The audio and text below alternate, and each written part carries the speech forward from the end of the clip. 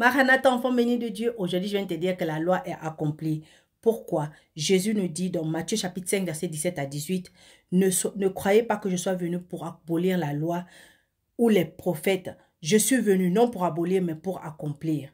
En effet, je vous le dis en vérité, tant que le ciel et la terre n'auront pas disparu, pas une seule lettre ni un seul trait de lettre ne disparaîtra de la loi avant que tout ne soit arrivé.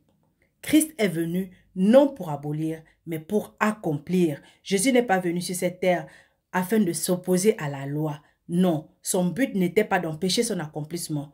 Au contraire, il la respectait, l'aimait, lui obéissait et il l'a accompli. N'oublions pas que Jésus est né sous la loi. Il est né comme juif et comme étant juif, il était obligé d'aimer la loi et d'obéir à la loi.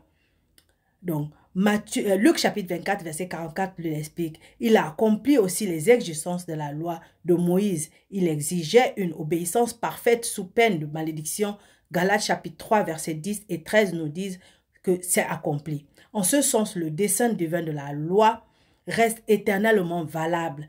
Elle accomplira toujours le dessein pour lequel elle a été donnée.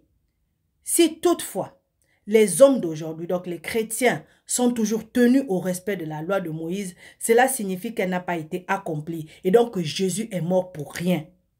Et Jésus n'a pas échoué à l'accomplissement de la loi.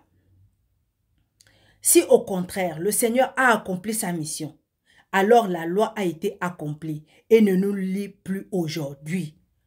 De plus, même si la loi de Moïse n'avait pas été accomplie par Christ et restait donc en vigueur aujourd'hui, elle serait contraignante, non pas partiellement, mais entièrement.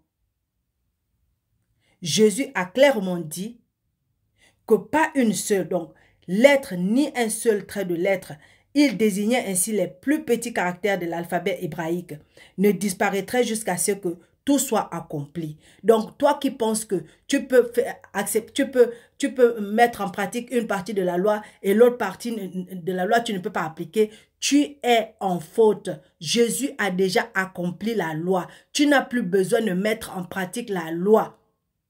C'est fini. La loi n'a pas de pouvoir sur toi, enfant de Dieu, né du Saint-Esprit de Dieu. C'est pourquoi Paul nous dit dans Galates chapitre 5, verset 14, « Car toute la loi est accomplie dans une seule parole, dans celle-ci, tu aimeras ton prochain comme toi-même. » Quand tu aimes ton prochain, tu n'as plus besoin de mettre en pratique la loi.